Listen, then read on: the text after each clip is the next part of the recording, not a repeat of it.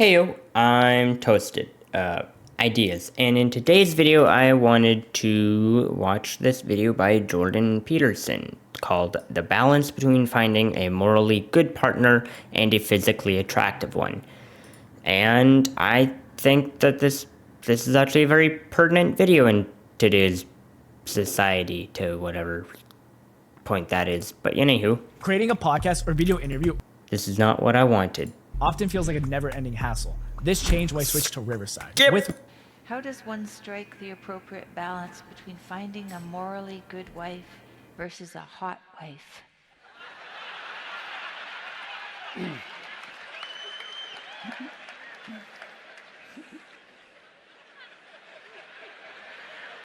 Okay, I think one of my problems is they use the word hot. And my problem with that is, it used to be a difference between hot and cute, and nowadays we live in a society of just hotness. Where did the term cute ever go? It just left people's vernacular or something, and it's no longer around. Which is kind of bizarre to me, because I feel like that would be the preferred term in this balance. Or just like difference between finding a morally good partner and a cute person. I could make a video trying to dive into the difference between cute and hot. Actually, I can't, because I have no idea the difference. I have to look up the definition, which I'm too lazy to do right now. Don't judge me. Just kidding, you can judge me. That really is an excellent question. I did great, by the way.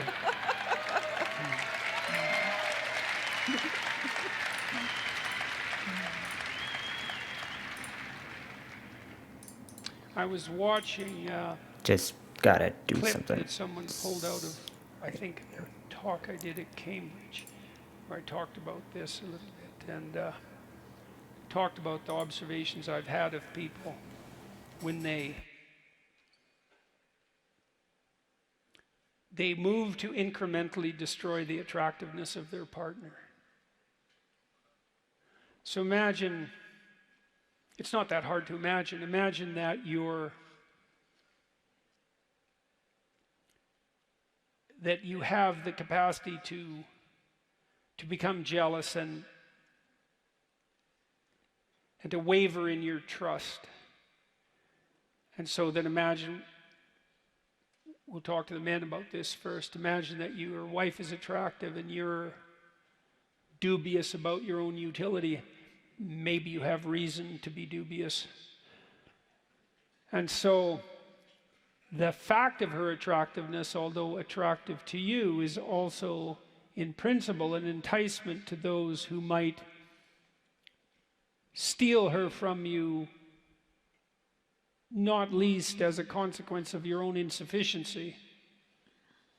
And so the question is, well, what should you do about that? And a typical answer is punish her repeatedly and subtly for any manifestation whatsoever of that dangerous attractiveness.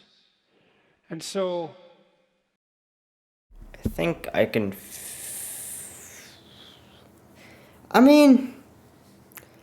see, the problem with doing that, I'm just going to talk here from what I heard him say right there, like how try to eliminate the possibility of them finding someone else by, what was the vernacular he used?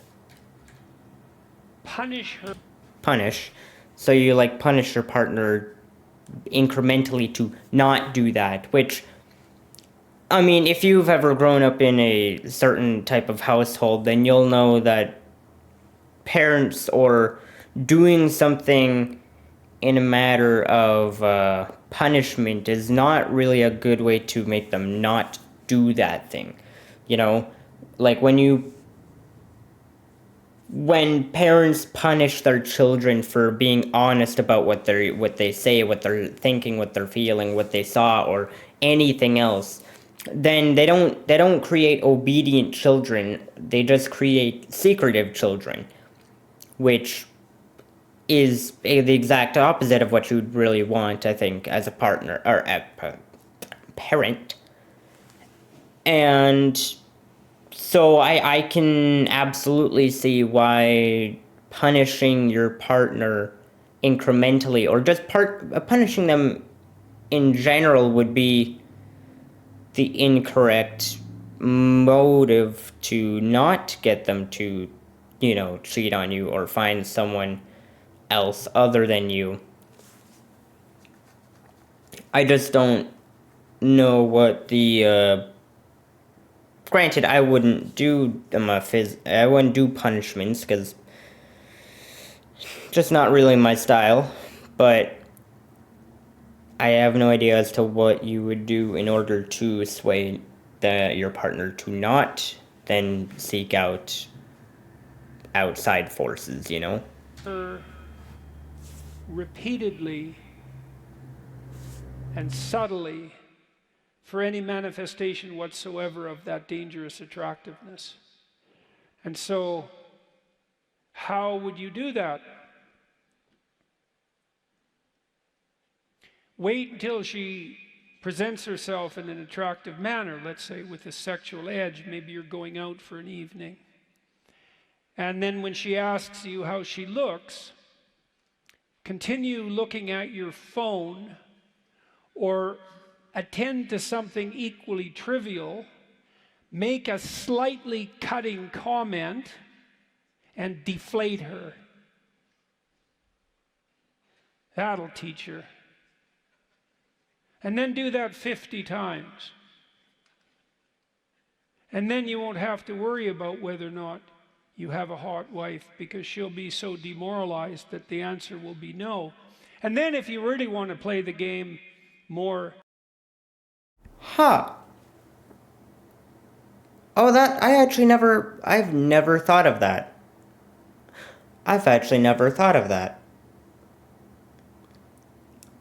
Huh. That is actually an interesting way of looking at that. I have never actually thought of it like that. That's interesting. Oh, I actually like that. That's interesting. So, the punishing of your partner does from being hot because you don't want them to be hot because then it'll be attractive to outside forces or other men. So you punish her for looking hot, then the end result is you won't have a hot partner. I've actually never thought of it like that, but that's quite very nice, very nice. I have nothing else to say. That's very wise words. Effectively, that's when you can start complaining to her about how badly she's let herself go. Because then you can blame her for what you just did. And then you get to, well, not... Sorry, I just gotta go back a bit because I think I got off track. More effectively, that's when you can start complaining to her about how badly she's let herself go. Because then you can blame her for what you just did. And then you get to, well, not have your cake and not eat it too, let's say, and you can dispense with all the moral blame. And if you don't think you do that, you should watch very carefully. Because one of the things that people do is take the shine off those who are shining around them so that they don't look dim in the reflected light. And that's a terrible thing to do.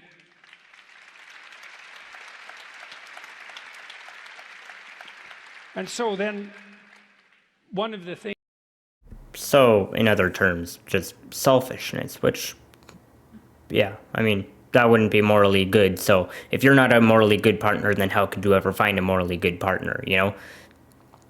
That's not the polarity thing working in your advantage. It's not like femininity likes masculinity. It's just that morally good doesn't like morally bad, because morally good means they're morally good and you're morally bad. So this would be a point of likes attract likes. And yeah, so if you're not a morally good person, like you have selfish tendencies, try to take the shine off of others, then yeah, of course you're not going to meet a morally good partner. And at that same time, you're also going to not have a physically attractive one, because you're putting them down for being hot or being attractive.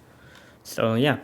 Things you might consider, both of you in a marriage, is when you see your partner do something that you regard as attractive, well, first of all, you need to admit that, right? And that's hard, actually, because you might have moral qualms about your own lust, and you should, because it's a dangerous force. But in principle, you want that sexual tension to exist in your relationship, but Sorry, I'm going to have to actually backtrack a bit because I want to get the full story. But that's actually one of the things I've always questioned, is like, lust is bad, and yet is lust within a marriage also bad? Like being lustful after your partner's body? Okay, this does sound bad.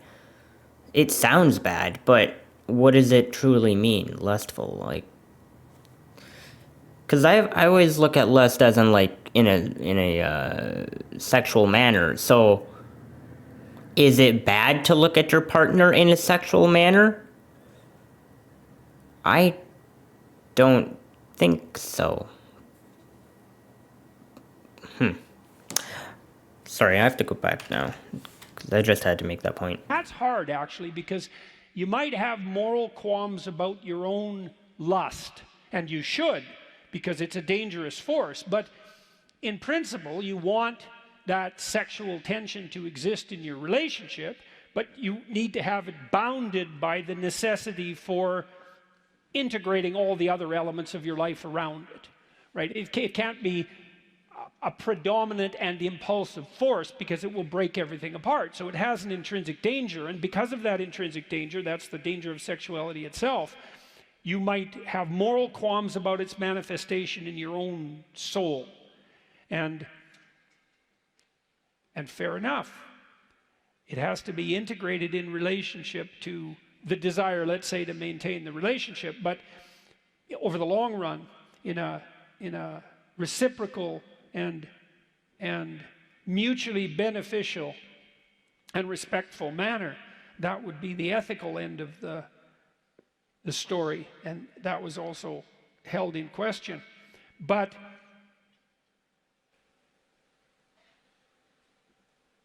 just because something can get out of control doesn't mean that it's intrinsically bad, and I would say that's certainly the case about sexual attraction. And if your partner is doing things that you find attractive, you might think really hard about rewarding that.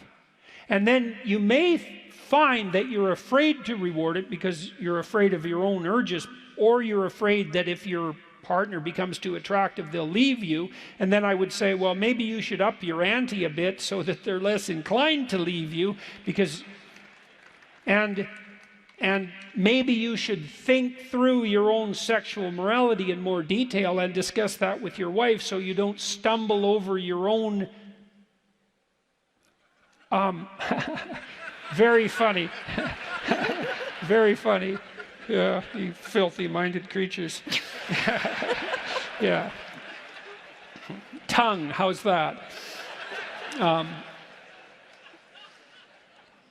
So that you can each properly reward each other for keeping the erotic spark alive in your life. And I think that's a high form of art, to manage that.